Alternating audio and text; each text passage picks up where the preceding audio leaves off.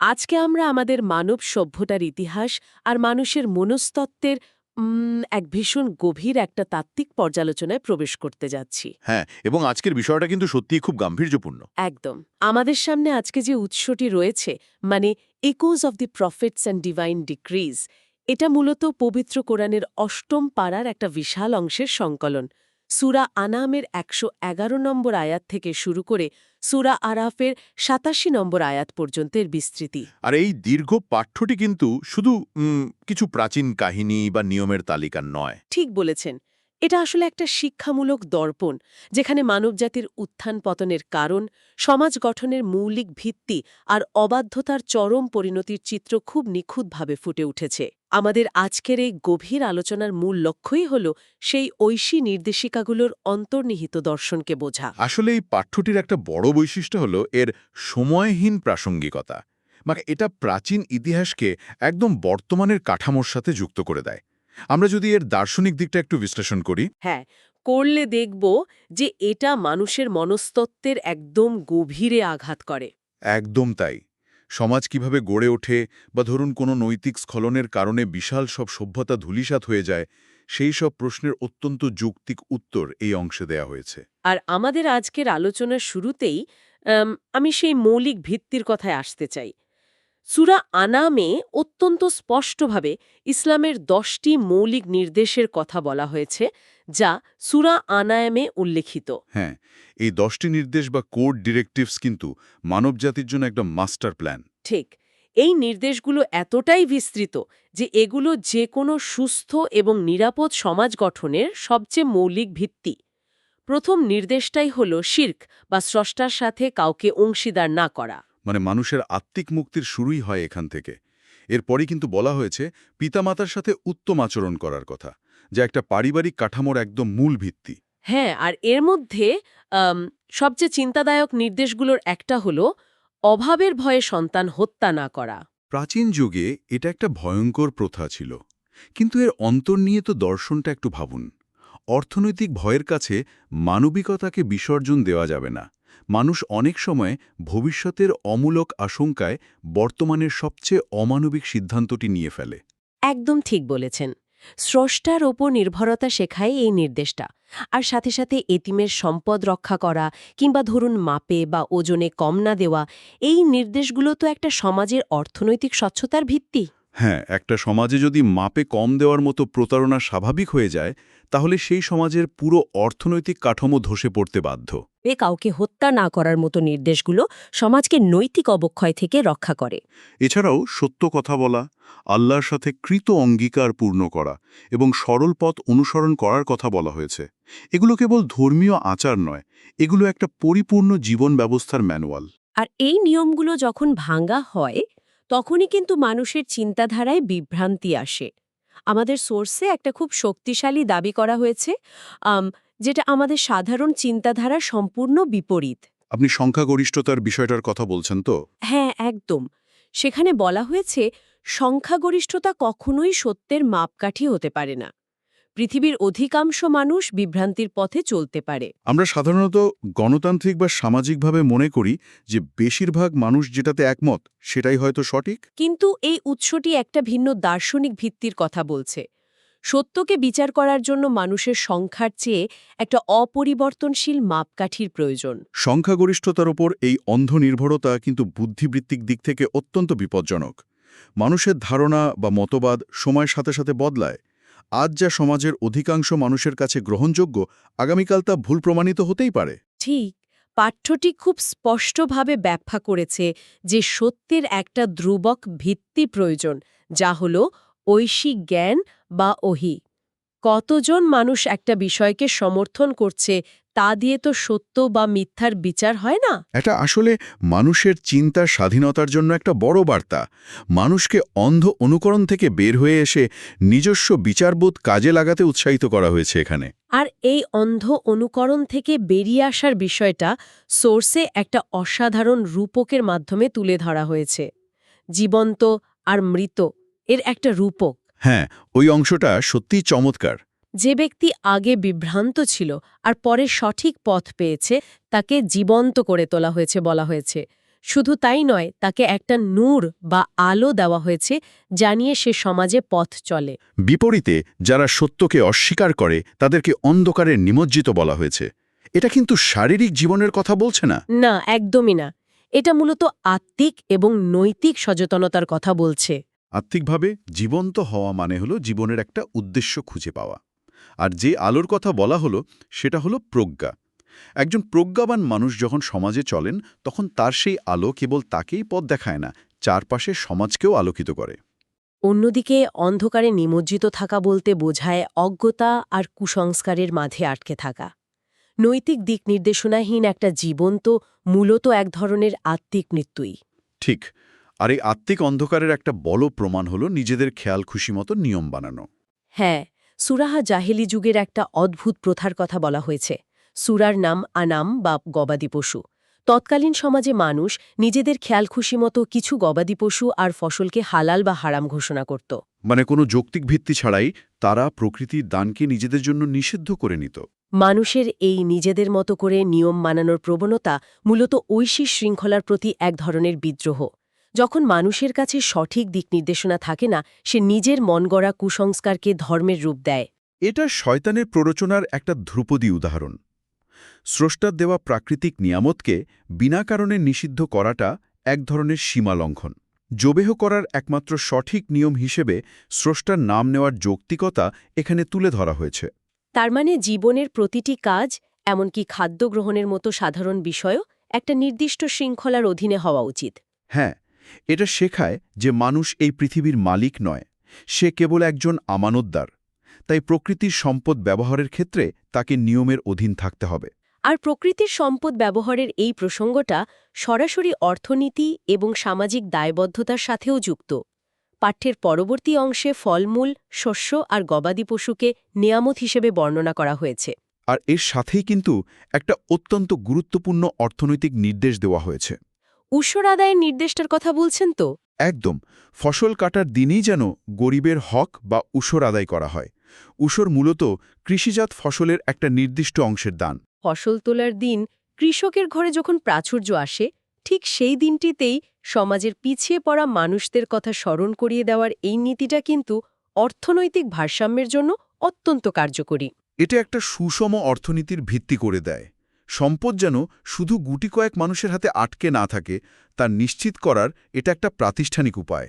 মানে ফসল কাটার আনন্দে সমাজের দরিদ্র শ্রেণীকে যুক্ত করার মাধ্যমে একটা পারস্পরিক সহমর্মিতা তৈরি হয়। আর খেয়াল করে দেখবেন, এটাকে কেবল কোনো ঐচ্ছিক দান বলা হয়নি, এটাকে দরিদ্রের হক বা অধিকার বলা হয়েছে।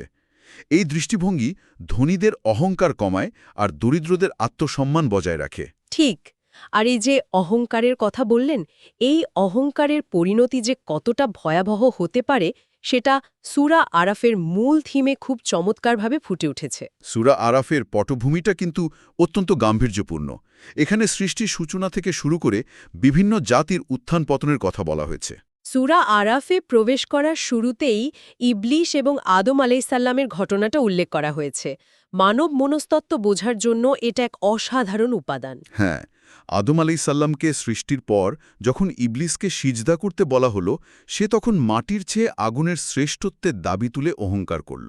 এই ঘটনাটা আমাদের শেখায় যে অহংকারের উৎপত্তি অনেক সময় নিজের উপাদান বা অরিজিন নিয়ে মিথ্যা গর্ব থেকে আসে। এখানে একটা গভীর দার্শনিক বৈপরীত্য রয়েছে।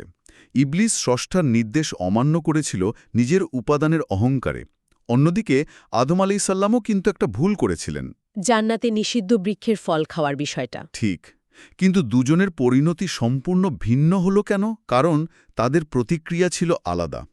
ইবলিস নিজের ভুল স্বীকার তো করেইনি, উল্টো অহংকার দেখিয়েছে। যার ফলে সে অভিশপ্ত হল। হ্যাঁ, কিন্তু আদম আলাইসাল্লাম যখন ভুল করলেন, তিনি অহংকার করেননি। তিনি বিনয়ের সাথে নিজের ভুল স্বীকার করে তওবা করলেন। হয়ে নিজেকে সংশোধন করাটাই মানুষের শ্রেষ্ঠত্ব। একদম ঠিক। এই দায়বদ্ধতার মনস্তত্ত্ব মানুষের পুরো অস্তিত্বের সাথে জড়িয়ে আছে। এরপর পাঠ্যে পোশাকের ধারণাকে একটা চমৎকার দার্শনিক মাত্রায় নিয়ে যাওয়া হয়েছে। সাধারণত আমরা ভাবি পোশাকের কাজ কেবল লজ্জাস্থান ঢাকা। কিন্তু সোর্স বলছে আল্লাহ পোশাককে কেবল লজ্জাস্থান ঢাকার জন্যই নয়, সৌন্দর্য হিসেবেও দিয়েছেন। হ্যাঁ, এমনকি ইবাদতের সময় সুন্দর পোশাক পরিধান করার নির্দেশ দেয়া হয়েছে। এটা কেবল আত্মিক নয়, বাহ্যিক পরিচ্ছন্নতা এবং সৌন্দর্যেরও প্রকাশ। ইবাদতকে একটা নান্দিনিক রূপ দেয়া হয়েছে এখানে।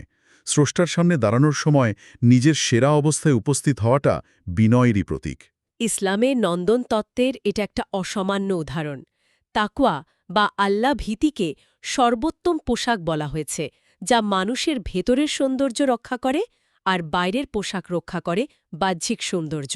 ভেতর আর বাহিরের এই ভারসাম্যে ধারণাটা মানুষকে একটা পরিশীলিত জীবনযাপনে উৎসাহিত করে। আর এই সূরা আরাফে একটা অত্যন্ত জীবন্ত এবং মনস্তাত্ত্বিক দৃশ্যপট তৈরি করা হয়েছে।